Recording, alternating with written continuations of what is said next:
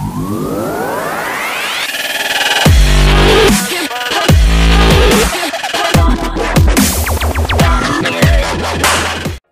what's going on, guys? It's Ramp Team Arsenal back with another video. And today we're doing a little discussion video on the events of this past weekend where I went to the Back to Duel tournament at Eternal Games on Hoover Road in Michigan. Shout out to those guys. It's always a great venue. A shout out to the event orchestrator slash the greatest card dealer in Michigan, hands down, Sonny Her. Love that guy. If you're in Michigan, you already know the guy. He's an amazing dude. If you're in the Michigan area, you have to go check him out either at Eternal Games or in Gamers Gauntlet. Both stores that he be at a lot. But anyway, this was our first singles tournament in months. So we hope they went pretty well. Then we ended up going 3-3 and got, I think, 22nd or 25th place. We were playing Sky Strikers. First, I'm going to cover my matchups, and then we're going to do a recap of what we experienced, and then we're going to just talk about what we can do to better improve the deck and what we think should happen as far as the meta moving forward. But start off with the matchups. Round one, we played against 60 card base. We ended up winning that one 2-1. At first, I was really confused about what the deck does because it's just throwing out a whole bunch of monsters, like whether it be the Rose Dragon or Souls or Halky Fiber. I was like, what does this deck do? So it was really weird at first, but once I actually got the hang of it, it was fine. The Nibiru, Lancey, and them just basically do what they do best. Round two, we actually played against 60 card based again. We ended up losing that one 2-1. This is where I started questioning my side deck because I ended up going first, and I ended up my opening hand up having double Lancia, one Ash, I think one Ghost Ogre, and Sanctum. But the thing is, we had no Ray. So in Sky Striker, you know the rules. Ray is bait, and if you don't see Ray, you don't play. So basically, we ended up stalling him for like a good, I want to say 3 or 4 turns, but it just Ray never came up, so we ended up just losing. Off of just basically DP, just keep poking us. Round 3, we ended up playing against Tobias, aka Carry. Shout out to him and his channel, guys. Make sure you check him out. He was playing Brave Prank Hits, which I saw a lot of that today. We ended up losing that one 2-1. Game 3. We ended up running into a Butler, a Skill Drain, and a Call by the Grave. I had a game plan for the Skill Drain and the Butler because we had talents as well as Ray and Cosmic.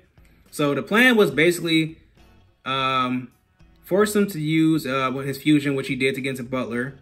Use a monster effect, which he did because the Prank Kids had to summon themselves out off of the fusion. We followed that up with normal Ray, triple attack his talent.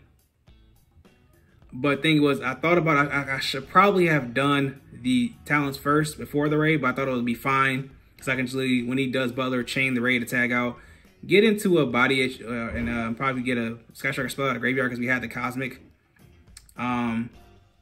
But he ended up doing Butler effect. We chained the Ray. He had Call by the Grave, so then the Cosmic basically didn't matter. The talents did his job to force out the Butler, but I just feel like I could have played it better, but I definitely didn't see the Call by the Grave coming on my actual game plan on that one. And we ended up losing that one, like I said, 2-1.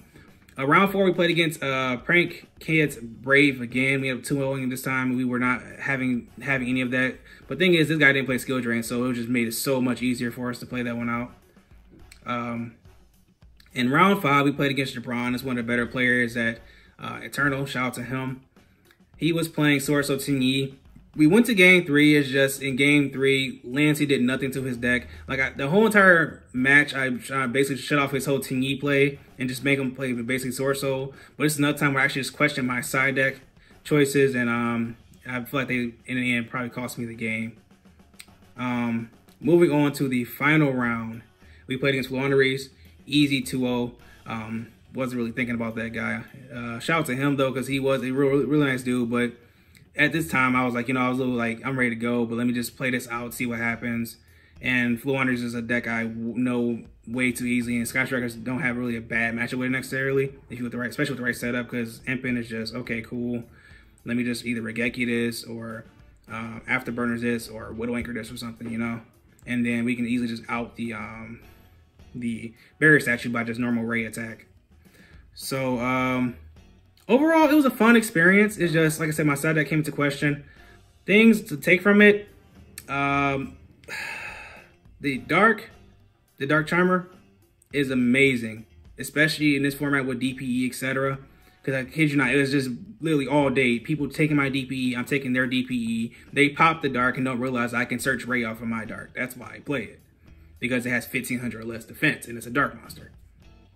Another thing was, a lot of people fell back on Verte once you stop their plays, their initial plays, and it gives me vibes of when we had Mermaid in the format with Orcus, where it's just basically, oh, you stop my play, 2 monsters go into like Nightmare Phoenix or Nightmare Cerberus, link down into Mermaid. Mermaid effect, discard a card, summon out Nightmare. I'm about to play Orcus now. So it feels like definitely Verte has to go.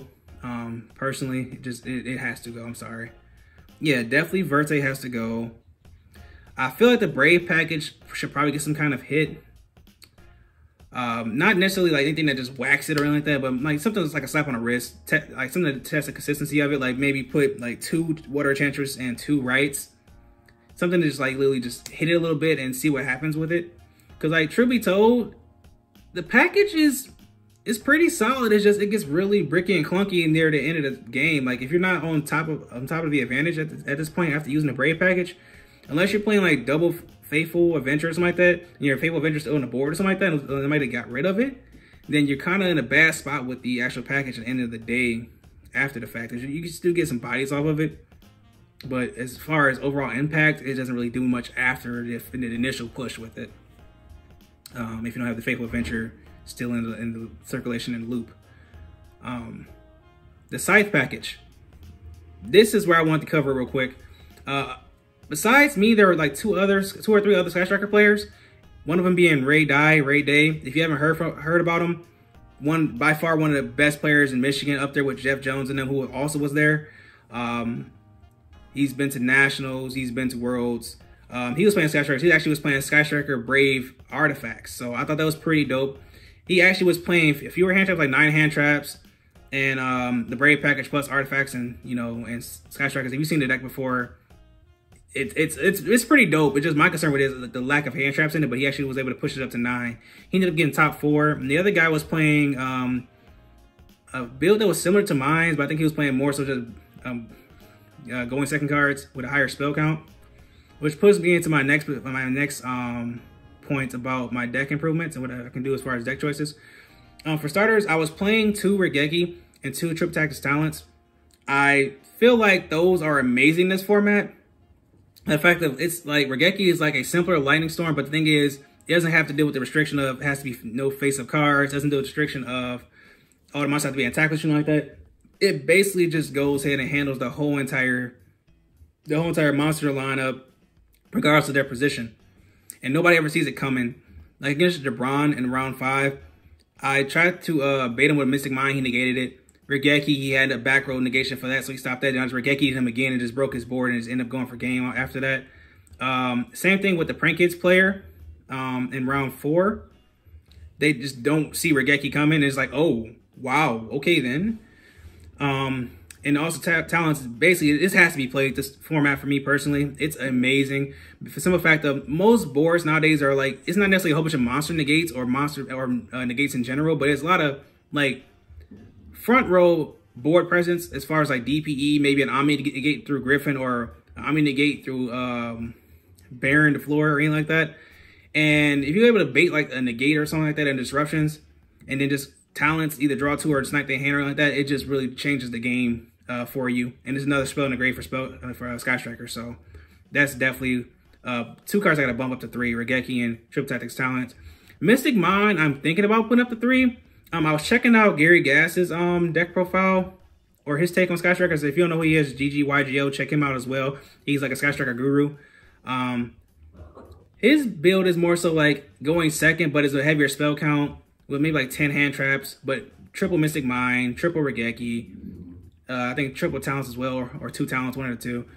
But it's basically like, it's a point where we might have to just literally just focus on breaking boards with heavy spell count, and still got to keep the hand traps in there just to respect other decks, because you can't just go into the format with no hand traps in your deck whatsoever.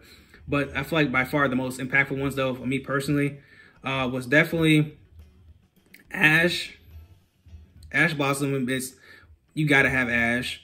Nibiru is really impactful with another hand trap, which would be either Ghost Ogre or Infinite Impermanence. Infinite Impermanence just basically just forgets chain blocking. I'm just gonna negate that monster. Or Effect Veiler, but Effect Veiler is more so it has to be on your opponent's turn. That's my problem with it, so I don't really play it myself. But Ghost Ogre can handle like the Griffin or the Brave package in general, so that's why we play the Ghost Ogre. So Ghost Ogre plus Nibiru on certain boards with like a Griffin, and then set up like five more summons. You just basically just break their whole entire board. But moving back to my deck real quick, the side deck options I want to cover real quick. I was doing my usual side of triple artifact, Lantia, triple drone Lockbird, triple cosmic, 1 Harpies Feather Duster, and the artifact package of Scythe, 1 Ignition, and triple Sanctum. I'm totally taking that package out. Unless you are doing like what Ray Day is doing, with the Sky Striker Brave artifact to actually fully focus on the artifact package with Brave. It's probably not the best move right now to do as far as a Sky Striker deck. So I'm probably going to be definitely leaning towards Dark Rule, triple Dark Rule no more, and triple Lightning Storm in my side deck, because those would just actually made my matchup so much easier today if I had those. And I'm thinking of like Dark Rule no more plus Regeki, or Dark Rule no more plus Lightning Storm, or stuff like that. Whereas like if I was able to do that and pull those kind of plays off, it probably would have been a lot easier for me, because you know Sky Strikers aren't really like dealing with bigger boards, so it's pretty annoying when you have to deal with those with lackluster hands or lackluster side deck options. But overall, it's definitely seeming like base is the move right now, along with Brave Prank Hits. But some of the fact that Brave Prank Hits is just basically, I have a Prank Hit monster and I have the Brave package. My Prank Hit plays are safe because of Griffin, and worst come to worst, I can just fall back on Verte into DPE. But if it's allowed to go off, it basically sets up their usual Prank Hit board with just the 1 Prank Hit and the Griffin, or the Griffin can be turned into a Verte, which makes their plays even more lethal. And some people actually are siding in the Scythe package as well, with like Scythe and Dagda and stuff like that. So you gotta watch out for that as well, which is pretty crazy. And then constant recursion with the Prank Hits pranks, just basically putting back their Prank Hits, drawing a card at every single turn. That's so annoying, and it generates a body. So that's amazing. Based is so freaking annoying to play against, because it just has so much gas, and then outside the fact of all the gas it has, it also has hand traps in the deck. Like I've never seen a deck before, like maybe I'm wrong, but for me personally, I feel like I've never seen a deck before that actually can just, you know, play 60 cards, all of this gas, and then play like 12 to 15 hand traps as well to stop you, just in case you stop them. And you're gonna have a hard time stopping them to begin with. But I feel like those are two of the best decks right now. Sky Strikers can slide in everyone now and again with the right setup and build. Fluwanderies, gotta respect Fluwanderies. Really great anti-meta deck right now. But overall, yeah, guys, that's my experience. What I've learned from this past weekend. Definitely gonna try to play more. Gonna definitely improve the Sky Striker deck, and actually you guys update on that one as well later on the line when I actually do that. I hope you guys enjoyed this discussion. Let me know what you think about it in the comment section below, and tell me what you guys think about it as well. Like I said, it's been Ramp Team Arsenal. Sign out. Peace, and have a great day. Hi guys, it's Bunny from Team Arsenal. As always, thank you for watching our videos, and always remember to like, comment, share, and subscribe. Thank you guys. Bye.